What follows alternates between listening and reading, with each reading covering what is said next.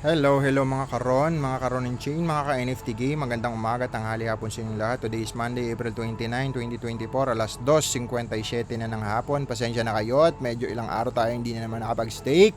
So tapos na tayo sa video natin sa EXS staking. Meron na naman tayo ngayong kalahating income na kinita kasi 100 plus ang inabot ng ating income sa EXS. Pero ayun na nga guys. So yung 52 nilagay ulit natin sa extra staking at yung 50 bibili natin ng RON staking naman. At ayun nga, dating ritual, paulit-ulit lang, wala namang bago kung lagi natin ginagawa araw-araw. So AXS natin, bibili natin yan ng RON max swap 120 daw na RON, 128 piraso na RON. Swap lang natin yan mga insan. At pili natin tong free transaction, confirm. At habang naghihintay tayo dyan, sayang oras ng buhay, punta tayo dito sa RON chain, i-claim natin yung kinita natin na RON. So mga 1-2 days tayo mahigit na hindi nag-claim, kaya malamang pumatong to. Nadagdagan siya. Check natin, no. Ayan, Mr. KGB Crypto.ron, meron tayong $7. $21. Claim lang natin yan mga insan. Si Ron of stake, dahil nga nilimitahan ang paggagamit ng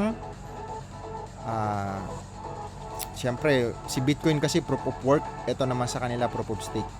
So ganon. Okay, so alright mga guys, mga insan, habang naghihintay tayo dyan, check natin ang merkado. Ang merkado ngayon ng cryptocurrency ay 141 trillion pesos. Meron token na 14,000 piraso at ang exchanger nasa 1,000 piraso. At ayun na nga, si Bitcoin 3.5, bumaba siya guys, no. Pag mga ganito sa mga whales, opportunity yan to buy pag bumagsak. Again, ang cryptocurrency napaka-volatile. Disclaimer po, ang mga pinagsasabi ko dito ay huwag nyong gagayahin. Ang mga pinaglalagyan ko ay huwag nyong gagayahin dahil posible po kayong malugi. Hindi po financial advice yung pinagsasabi ko, for educational purposes lang at pang sarili ko lang po ito. Ang cryptocurrency, napakaraming token. Iba-iba ang narrative at saka use case niyan. May mga cryptocurrency na AI technology, layer 1, layer 2, meme token, DeFi, BRC20, ERC20, BRC20, Binance, iba-ibang blockchain, iba-ibang services, iba-ibang gamit. So, ang prediction nila, ang next daw na puputok ay mga meme token, mga NFT game, mga AI at saka RW, mga real world asset. Pero syempre nga, iba-iba pa rin yan ng gamit. So, bahala kayo. Ako sa NFT game at tayo nakapokus dito sa AXS saka sa RON. At meron din naman tayong RWA tsaka mga meme token. Okay, so alright. So, eto na. Ito yung total stake natin dito. Bibili na tayo ng RON. So, punta lang tayo dito. Check natin yung mataas magbigay ng percentage ng mga validator. Tama yung mga check. 13. Check pa ulit natin. Yung mataas magbigay ng percentage per year. APR. Ayan. So, hindi na linalagay kung ilang percentage yung tax, no? Dito tayo kay 14%. So, hindi ko kasi alam kung ilang percentage pinapakaltas niya mga yan. Dito tayo kay Nansen, syempre. Kahit 12 lang yan, pero 8% lang ata to. Max natin, lagay tayo mga 137, guys. Ayan. So, ang kikitain daw, no, nasa 19 RON sa loob ng isang taon. So, i-divide nyo na lang yun. Okay mga insan, ayan.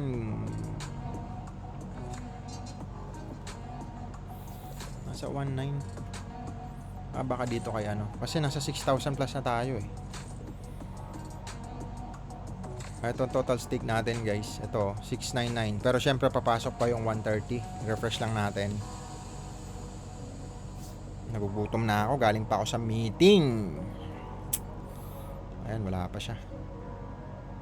199999999. Check natin, no. 31. Refresh ulit natin. Ayun, total 7136 na ang total na staking natin sa RON. Kaya kung i-check natin yan mga insan, nasa 158 pesos ngayon si RON, 0.30. Check natin yung 7 ano yun, no? 7136. Ayan. Ang kabuuan na linagay natin sa RON, 7136. How much is that? 7136 is 1.1. Diba? Lumiit kasi bumaba yung value. So, ayun lang. Basta bili lang ako ng bili. Compounding everyday. Eh kung mag bull market man 2025, eh bahala na. Basta ang target natin dito, para sa akin lang po yun ha, $200 ang TP ko dito. Ayun. So, kanya-kanya naman tayo ng TP. Yung iba mag times 1, nag times 2 eh. Di TP mo na. Take profit ka na. After 4 years ka na ulit bumili. So, ayun lang mga insan. Thank you so much. Ito po ang total natin na staking. Okay. At ayun lang ang video natin. Binasa ko na kasi yung mga comment. Shoutout muna sa ating 745,000 subscriber. Siyempre nangangarap lang tayo guys. Ayan. Okay, so alright. Follow nyo si Mr. KGB Crypto. Hit nyo na yung notification bells. Nabubulol na ako. Para laging updated sa aking channel. Thank you so much and see you tomorrow. Bye bye.